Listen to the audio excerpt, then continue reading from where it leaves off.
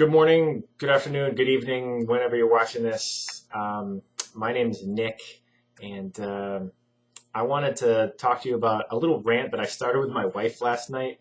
Not to her or about her, but she said maybe you should share some of that stuff.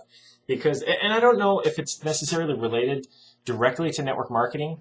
It certainly is in one aspect.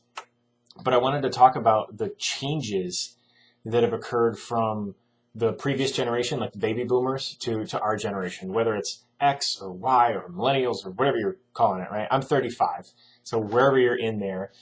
I graduated from high school in 2000. So I think our generation, maybe between 25 and 40, who knows where the generation gaps really stop.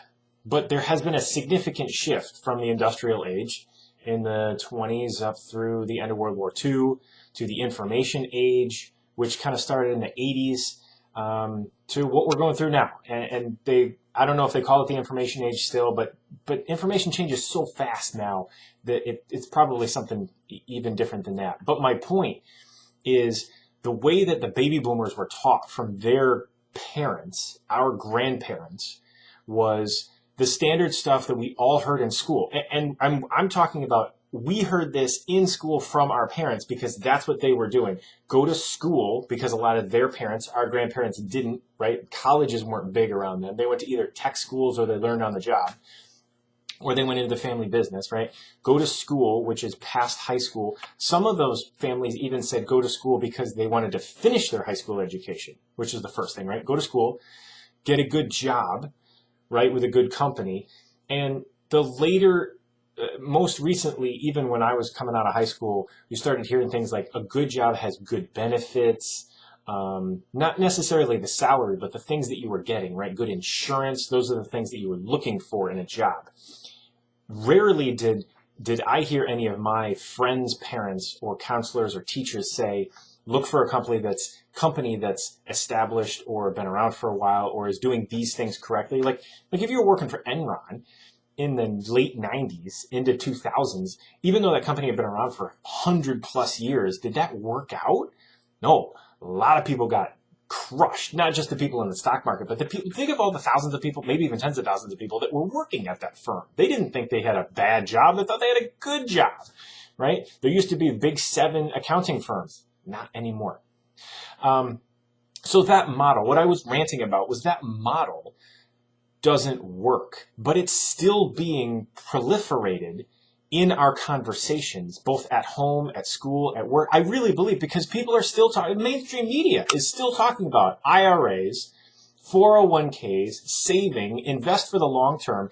Those are the things that are even still today believed to be smart, or that's the right thing you should be doing. And I have to agree with some of the people in the social media space that are way more successful than I am, that challenge that.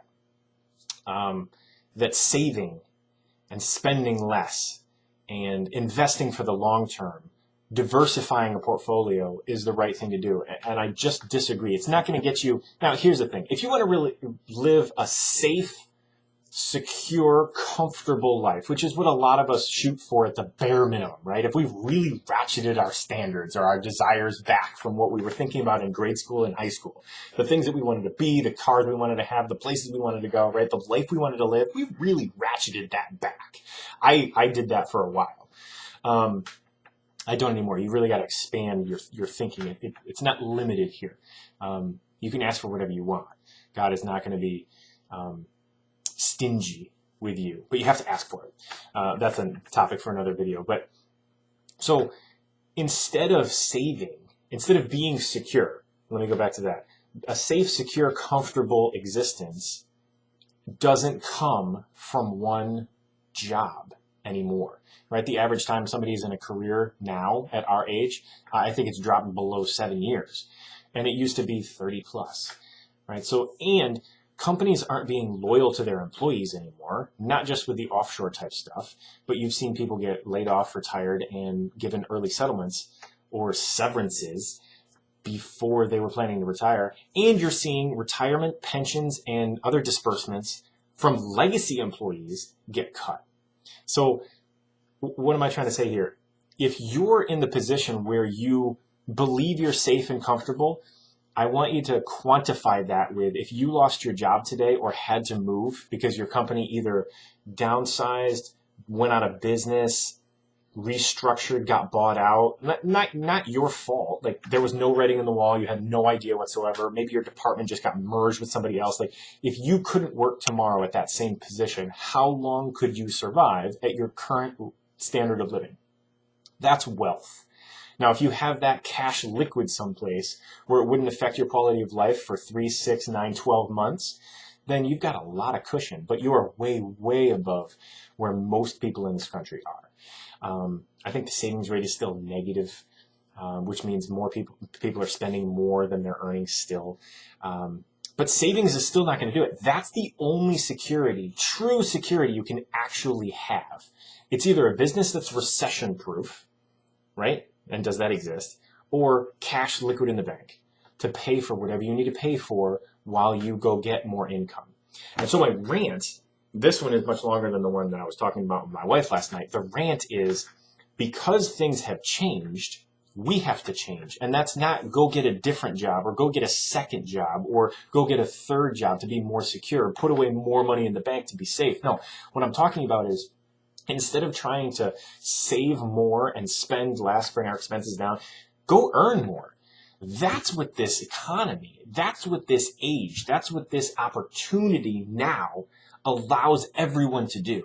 If you want more, don't try to go get a raise at work. This is just my suggestion here. Hey, if you're comfortable, you're probably not watching this video anymore. But if you're looking for more out of life, whether it's 1 year, 5 years, 10 years, or 20 years from now, look, I said I was 35. I want to be done working by 40.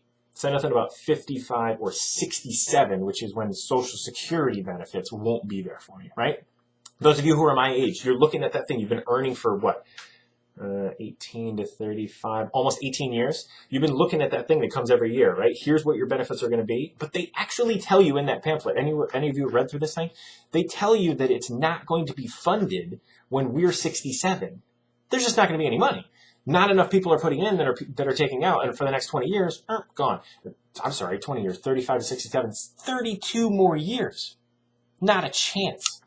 And what was that going to give us anyways? $1,000, $1,800, $2,700 if we pay in full a month. That's not the type of existence that I want. And what is cost of living going to be 32 years from now? So my rant here is, find a way to go earn more. Not by asking your boss for a raise, not for working more hours, not for working overtime, not by getting a second job. Create some leverage for yourself and earn more income. I don't mean you have to go buy a Baskin Robbins franchise. However, that's an option, right? But you got to have something on the side, a plan B while you're doing your plan A, a plan C while you're doing your plan A and B.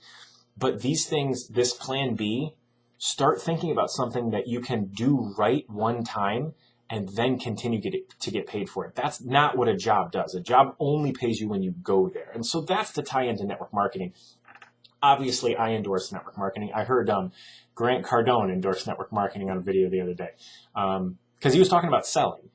And while network marketing is a lot more sharing and educating than it is selling, you still got to close, you still got to collect money, you still got to have customers purchase your actual product, right? So I'm a big proponent of that. Plus, it's extremely part-time and there isn't a lot of capital involved. Investing in real estate, it doesn't have to be very active. It can be very passive, but that is another piece of leverage that you can offer to yourself. If you do it right now, 5, 10, 20 years from now, when your kids are going to school or when you want to retire, you will have made a difference for yourself and your family in terms of the cash flow, the income that you're earning, because you did it now.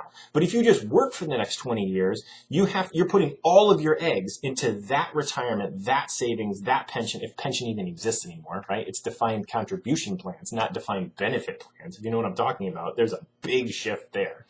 Right? You only get out what you put in and what they match. That's way different than defined benefit is you work here for this many years or this long and we'll guarantee this payout. Even those types of things are being cut now. So the only security that you can actually have is by creating more income.